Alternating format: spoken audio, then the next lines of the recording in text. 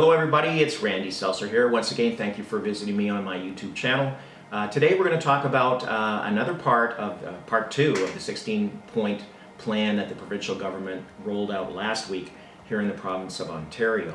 And today we're going to talk about the initiative that they're going to start, supposedly, with rent control. Basically, they proposed to expand rent control from its current parameters.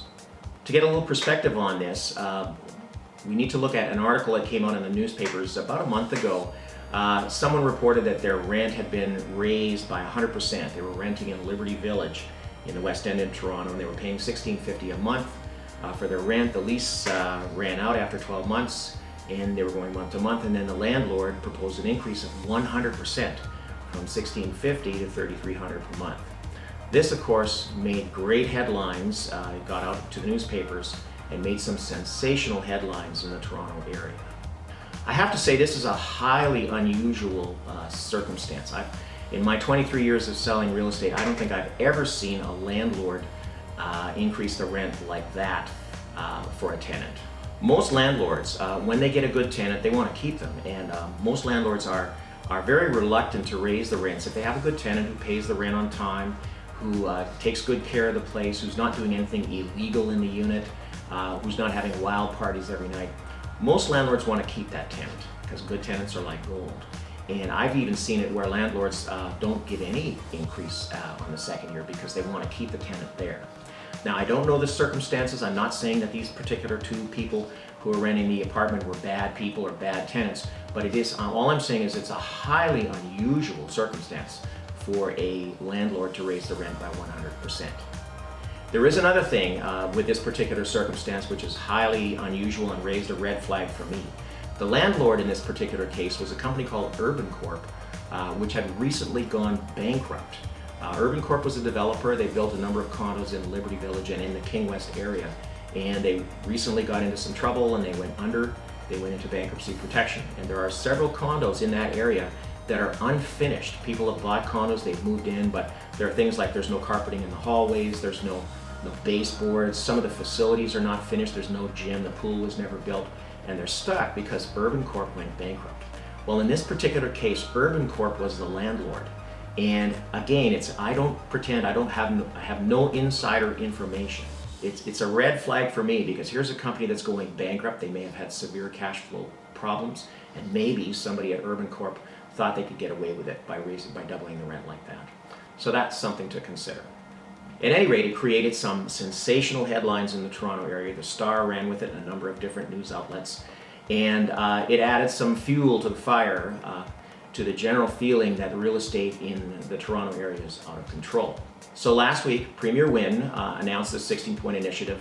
And one of the points that in that 16 points, was to increase the scope of the current rent control legislation. To give you some background on rent control, what we have in place right now, up till now, was that any buildings that were occupied prior to November the 1st, 1991 were subject to rent control. This is a law that was brought in many years ago by a different government. But any building that was occupied after November the 1st, 1991 was not subject to rent control. So landlords could raise their rent as they saw fit. What they're proposing to do right now is expand that rent control, take away the deadline, the timeline, and make all apartments subject to rent control.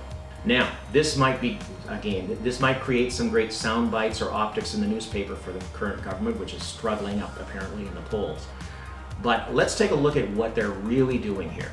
It's one thing to say that they're protecting the rights of tenants, but does that really solve the problem that we have with the real estate rental market here in the Greater Toronto area? Right now, the Greater Toronto area has a 1% vacancy rate. 1%, we're talking about rentals here, which means that out of every 100 rental units, whether they're condos or apartments or whatever kind of rental property it is, 99 of them out of 100 are occupied. Only one is available to rent.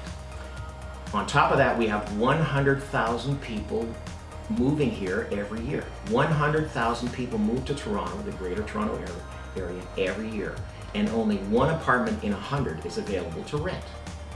So what is the effect of that? Of course, the rents go up, they go sky high, and you have situations such as bidding wars, which, how ridiculous is that?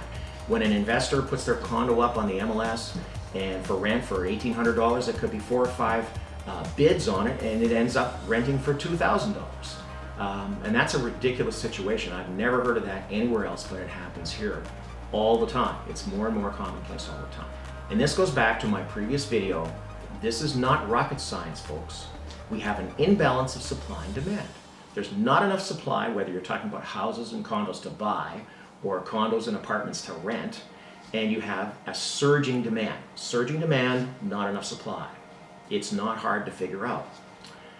So why I think that this initiative, this particular plan, and they have given it a name, the Rental Fairness Act of 2017, why I think this is a really wrong, a profoundly wrong thing for the government to be doing is because it does not address the core problem of lack of supply and surging demand.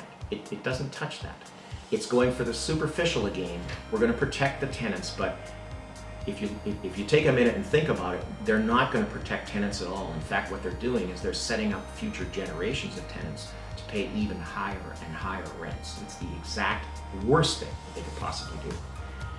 What they need to do, Premier Wynne and her cabinet need to sit down and try to figure out, and also at the municipal level as well in Toronto, they need to sit down and figure out how can we increase this supply to meet the surging demand. That's what they really should be doing.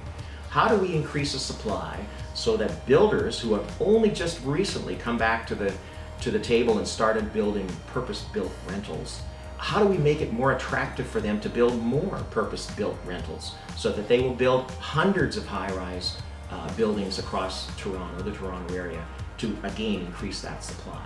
Or how do we make it more attractive for an individual investor?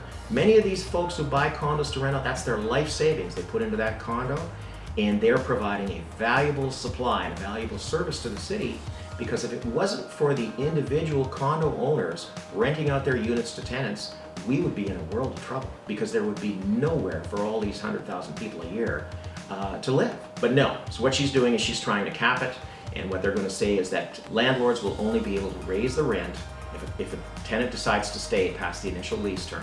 They'll only be able to raise the rent by, I think it's 2.5%.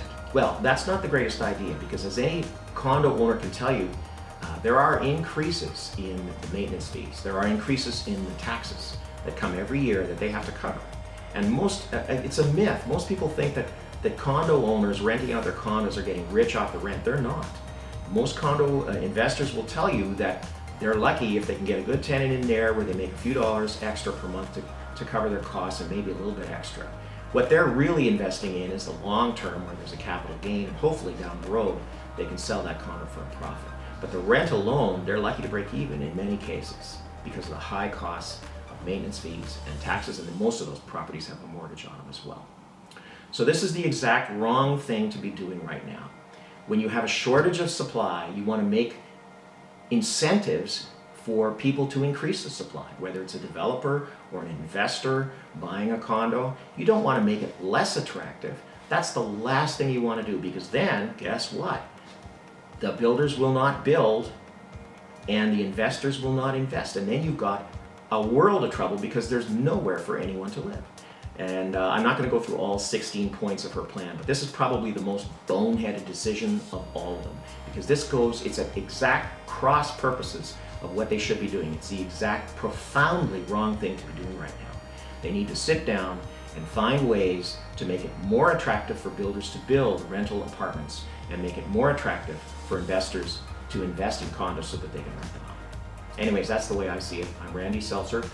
If you're on YouTube, I'd appreciate it if you'd subscribe to my channel. Just click the red button. And no matter where you are, if you're on social media somewhere, I welcome your comments. Thanks again for watching. Have a great day. Bye-bye now.